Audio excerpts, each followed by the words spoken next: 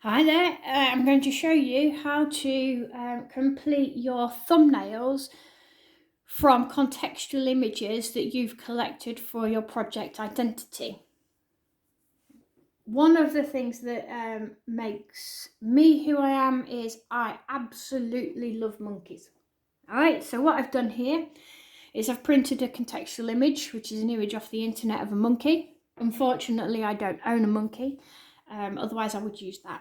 And that would become a primary source, but I've got contextual images. All right, so I found this lovely cute monkey. With your thumbnails, I wouldn't expect you to draw the entire monkey. All right, this is quite small on my page anyway, but we now need to just zoom in to a smaller section and have a go at recreating it. Okay, and what this does is it kind of eases you into exploring the identity theme.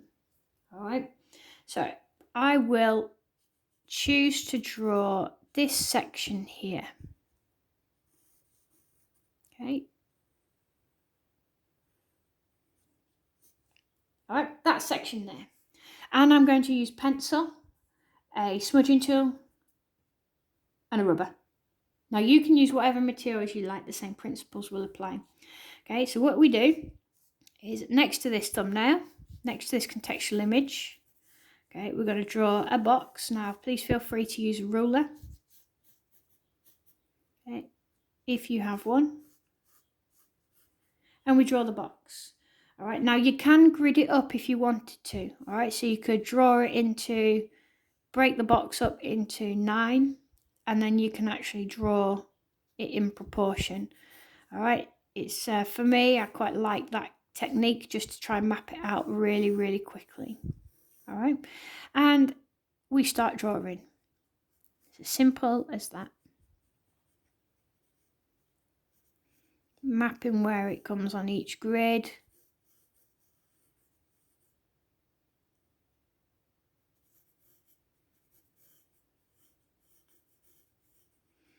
What I would suggest is at this point, I wouldn't worry too much about rubbing anything out. Because as you're drawing, it's quite nice. So you see that original line that I put in there, I could see straight away that that's not right. Okay, so I've then expanded it, but I've used that line as a map. Okay, that line as a map helps me then kind of frame the next line. Okay.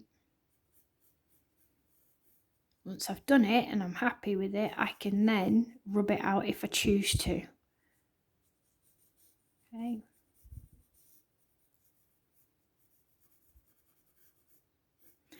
Okay, so that's me mapped out. All right, that's my eye mapped out. All right, and now what I'm going to do is I'm now just going to make sure that I've got all of those lines as accurate as I think I can. I'm going to add in a little bit of his nostril. Okay. And I've missed out this bit here, so it's a good job I've checked there, look. So I can put that in. Okay, so then we're going to look for the darkest bits, all right? So looking for the marks, I'll put in the monkey fur at the top in the corner here. So I'm just trying to map out my different shades. I'm not necessarily going to start recreating it perfectly. Now this is how I work. Some of you will work just a little bit differently. Okay, so however it is that you draw, you draw in whatever style suits you, but make sure that you are adding texture and marks. Don't just kind of shade because you think it's a subtle shade, you know, just basic shading like this. Make sure you can look at the fur, all right, that there are textures and marks in there. Okay, and then we start looking at little different parts of the animal, trying to add in the shading, again, your different textures, your different marks, okay, and so on and so forth.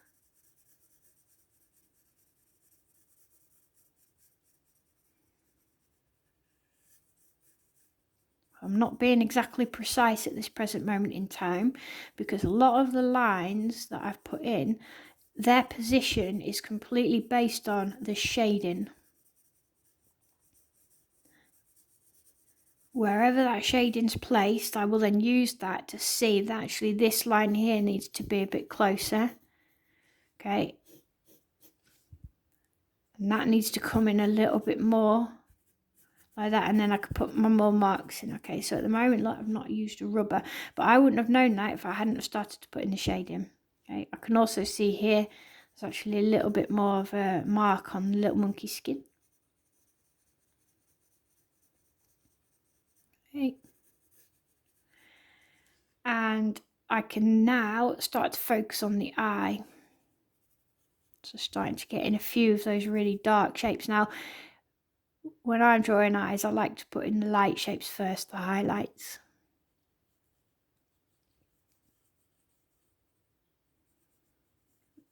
When you're drawing these thumbnails, it's important that you are as accurate as you can be.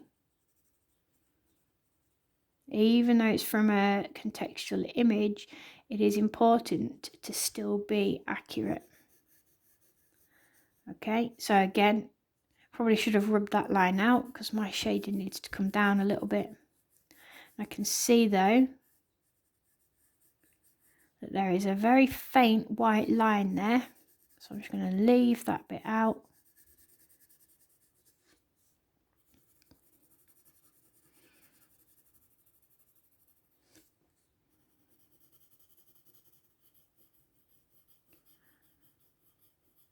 Start shading the rest of the eye. Again, if you look at what I'm doing at the moment, it's not 100% precise, because I still need to make sure that I've got everything in place.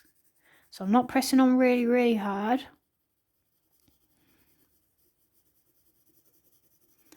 But I'm certainly adding pressure so that I can start to think about what that eye's looking like in comparison to the rest of the face. That helps me build up a bit more contrast.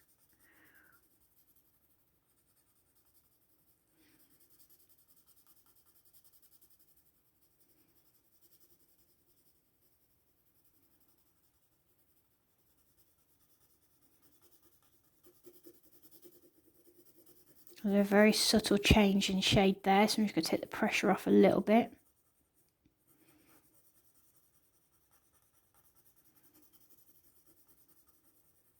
Okay, so I've got in the basic monkey eye.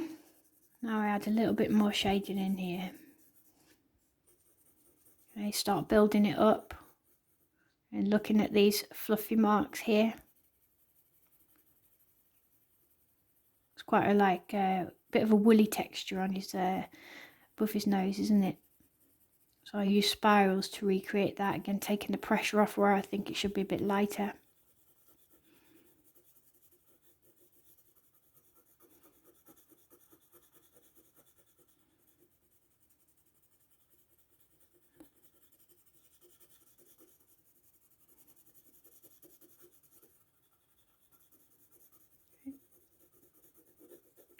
Okay, now I can use the side of my pencil.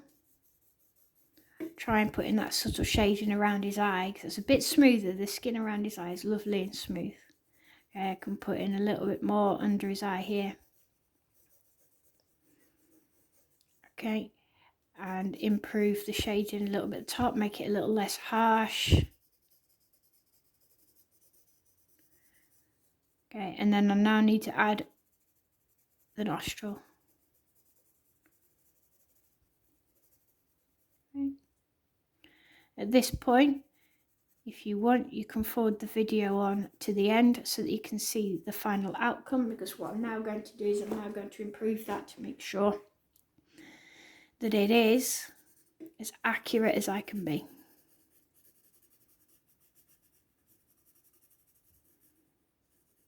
You can watch and see how I define these bits. As I say, just go to the end of the video to see the final piece.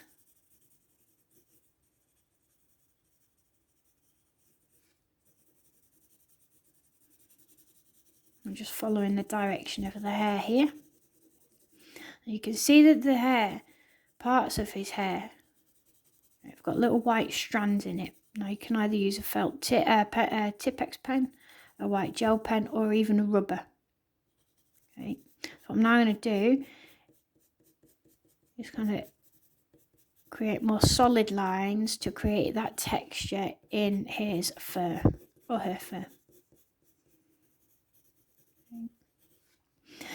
In order to make this a little bit more curved, I'm going to use the edge of my pencil, and I'm just going to kind of blend in this shape here. Okay, because I don't want it to be a harsh edge. If you look at it, the edge of the monkey's face, it's actually a bit of a curve. So I am just going to kind of soften that a little bit with the edge of my pencil, because at the moment it is a bit too harsh. I'm also going to go along, kind of do a bit of a scribble mark making, because some of the hairs will go into that monkey's face. Okay, and we can see it's starting to look a little bit more curvaceous.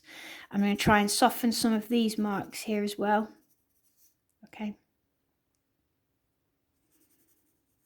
Now I'm going to start defining the rest of the monkey face. See here as well, some of the hairs actually do come into the skin. It's easy to miss things.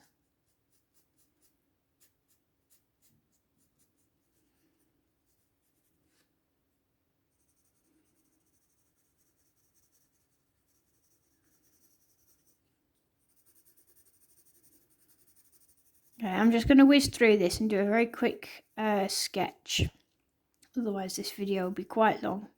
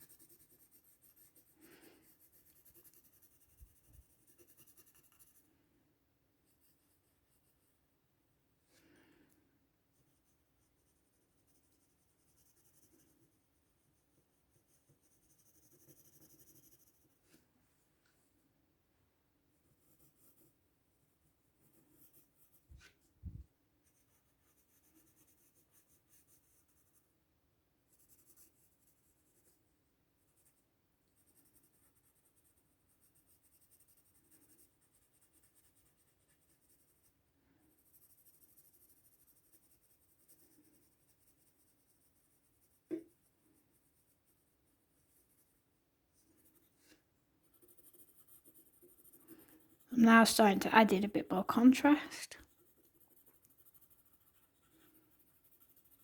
Not forgetting the marks.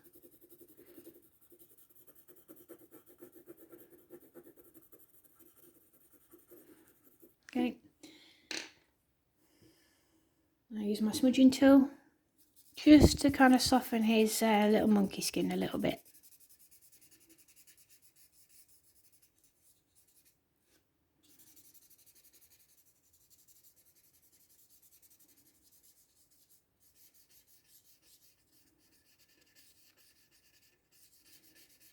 I do this before I start to rub out elements.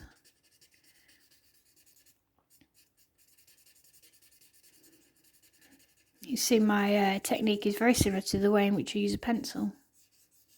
Okay, again, I use this smudging tool to just smudge the edge of the monkey cheek. Here.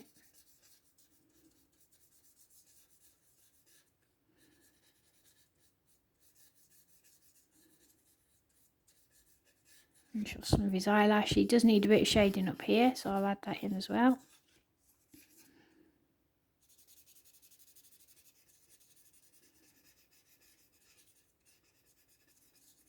Okay, and all I'll do now is just very quickly make sure that all the surface is very much the same. So just very quickly going to create the similar marks on his fur. Okay, and again with his eye. just to try and get rid of some of those harsh pencil marks, okay, if needed. Okay, then what I do, the rubber, and we now need to go through and just add extra highlights where we feel it needs to be. So after we've used that smudging tool, I can now start to make the monkey's face look a little bit more as though there's light casting on it. All right, if you mute the tones, which means that you have too much grey, okay, then no white paper shining through, then you get rid of some of that lovely three-dimensional quality. Okay, so I'm just taking away, subtracting some of that light, dark to create light. Okay, even in his eye and underneath his eye, where his eyelashes are, and even to a degree at the top. I'm really looking at this thumbnail, so I'm not guessing it, I'm looking. Okay, and what I'm now going to do is, I'm not going to rub it like that. I'm now going to just go through and make sure that I have, using the clean side, I'm just going to make sure that I have got rid of any harsh marks created by the rubber, because the monkey's face is nice and smooth. Okay, all right, that's a very, very quick sketch. I want you to take your time with them, all right, and whenever you do your 6 thumbnails, try and use as many different materials as possible. Complete a different picture, although I'd love to draw that monkey again. Okay, there should be another picture below that represents your personality, and you'll complete that in either watercolour, pencil, crayon, etc, etc, biro. Okay, so make sure that your 6 thumbnails are done in completely different materials. Good luck!